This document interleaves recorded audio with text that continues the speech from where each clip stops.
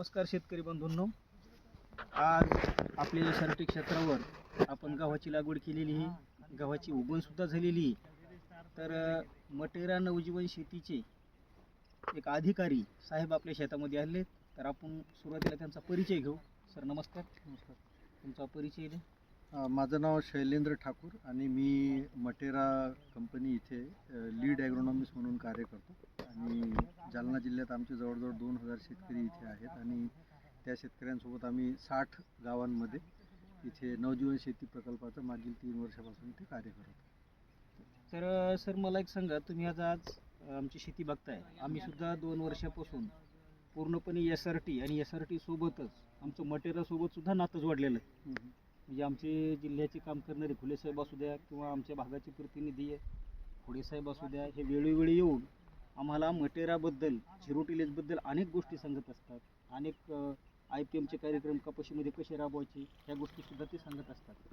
तर आम्ही त्या प्रमाणात खरे उतरतो का, ह्याच्याबद्दल तुम्हाला काय वाटतं? नाही, बिलकुल. म्हणजे इथे मागील 2-3 वर्षापासून आम्ही जे पाहिलं की सुरुवातीला शेतकऱ्यांच्या इथे बऱ्याचशा अडचणी दिसून आल्या होत्या आणि प्रामुख्याने त्या अडचणी ज्या होत्या तर ते सहसा जे आपले पीक अवशेषांचं आपल्या शेतामध्ये कसा वापर करायचा त्याच्याबद्दल बऱ्याचशा शेतकऱ्यांचे वेगवेगळ्या हे होते. तसेच आपल्या शेतामध्ये जे कव्हर क्रॉप म्हणतो, आच्छादन पिकं म्हणतो किंवा हिरवळीचे पिकं म्हणतो, त्याच्याबद्दल शेतकऱ्यांच्या अडचणी होत्या, बियाण्यासंबंधी होत्या.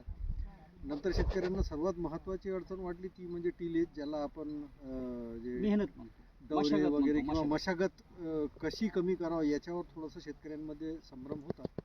तर कालांतराने असं दिसून आलेलं आहे की बऱ्याचशा शेतकऱ्यांनी आता जे काही त्यांना तंत्रज्ञान अवगत झालेलं आहे आमच्या माध्यमातून एसआरटीच्या माध्यमातून, तर शेतकऱ्यांनी ते आपसुकच आपल्या शेतामध्ये त्याचा अवलंब करणं चालू केलं. असं एक सहजासहजी. तर मग सर, आता ह्या क्षेत्रामध्ये आपला मागच्या वर्षीचं कपाशी पीक होतं आणि या कपाशीचे खोड आणि मुळं आपण ह्या शेतामध्ये तसे ठेवू. हलकी आता कपाशी कापण्यासाठी लेबर उपलब्ध नव्हतं आणि श्रेडर मशीनसुद्धा मिळत नव्हती. म्हणून कपाशीचा वरचा भाग जो चुरा आहे पूर्णपणे बायोमास तुम्ही शेतामध्ये दाखवू शकता, जशा तसंच पडलेला आहे. दिसत तर तो रोटावेटरनं हलकी मशागत करून परत बेड आपण रिन्यू केले. बेड रिन्यू करून केवळ आणि केवळ त्या बेडच्या मध्ये आपण 3 लाईन गव्हाच्या घेतलेल्या. बरोबर. याला आतापर्यंत रासायनिक खताची कुठलाही वापर केलेला नाही. इथून पुढं रासायनिक खत आम्हाला काही प्रमाणात का होईना द्यावंच लागणार. बरोबर. पूर्णपणे रासायनिक खत आज सोडता येत नाही, कारण आमचे कृषीरत्न कृषीभूषण भडसावळे दादा सांगत असतात की 2-3 वर्ष एसआरटी पद्धतीने जर शेती केली तर तुमची जमीन जर रसायनाची मागणी करत नाही, पण तरीसुद्धा आपल्याला किमान 25% तरी रासायनाचा वापर करावाच लागणार आहे. बरोबर. 100% करण्यापेक्षा 25%वर आपण रासायनाचा वापर करू. मग जर आपलं पीक हे अन्नद्रव्य मागत नसेल तर 25% अन्नद्रव्यावर जर ते आपल्याला चांगलं उत्पादन देत असेल तर ती चांगली गोष्ट आहे. आणि दुसरी गोष्ट, आमच्याकडून मशागती पूर्णपणे बंद झाल्या. कारण कसं, मुळात आम्हाला यासाठीची संगत लाभली. दुसरी गोष्ट, तुमच्या मटेरियलची सुद्धा आणि त्याच्यामुळं आता आम्ही कुठलीच मशागत देत नाही.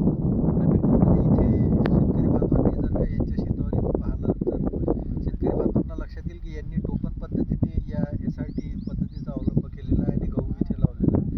सरीमध्ये इथे गव्हाच्या 3 ओळी दिसत आहे आणि परंबा जो आहे तर याच्यामध्ये पुढे जाऊन जो कपाशी वगैरेसाठी कपाशीचा पुढील सीझनमध्ये यूज करू शकता. आणि महत्त्वाचं याच्यात असं दिसून आलेलं आहे की सहजासहजी शेतकऱ्यांना 40 ते 50 किलो बियाणं प्रति एकर लागते गहूची पेरणी करताना, आणि इथे काळेसाहेबांना फक्त इथे 16 किलो गहूचं बियाणं इथे लागलं. म्हणजे शेतकऱ्यांचं जवळजवळ 30 ते 35 किलो जो अवास्तव जो खर्च होतो फक्त बीज याच्यावर. तर याच्यावरनं शेतकऱ्यांच्या लक्षात येतं की इथे या पद्धती अवलंब केल्यामुळे त्यांचा इथे सुरुवातीलाच फायदा झाला आहे. आणि त्यातल्या त्यात त्यांनी जसं आता उल्लेख केलेला आहे की 25% फक्त रसायनांचा वापर, म्हणजे 75%चा डोस सरळ त्यांनी कमी केला. फार आनंद झाला काळेसाहेब तुमच्या शेतावर येऊन इथे. आणि खालच्या शेतामध्ये सर जी ऊसाची आपण लागवड केली, ऊसासोबत आपण कांद्याचा आंतरपीक घेतो. तर कांदा आपण हा बीजोत्पादनाचा घेतोय, ऊसाच्या जवळच लागवड करतोय आपण त्याची. तर त्याचा पाठीमागचा उद्देश आहे आपल्याला त्या बियाण्यातून काही पैसे मिळतील नैसर्गिकरित्या फॉस्फरस आणि सल्फरचा आपल्या ऊसाला पुरवठा होत राहावा या उद्देशाने आपण कांद्याची लागवड केली. तर धन्यवाद. आज आपण आपला अमूल्य वेळ देऊन आमच्या शेतीला पाय लावले. तर SRT पूर्ण जालना जिल्हा SRT टीमतर्फे परिवारातर्फे मी आपले आभार व्यक्त करतो. नमस्कार.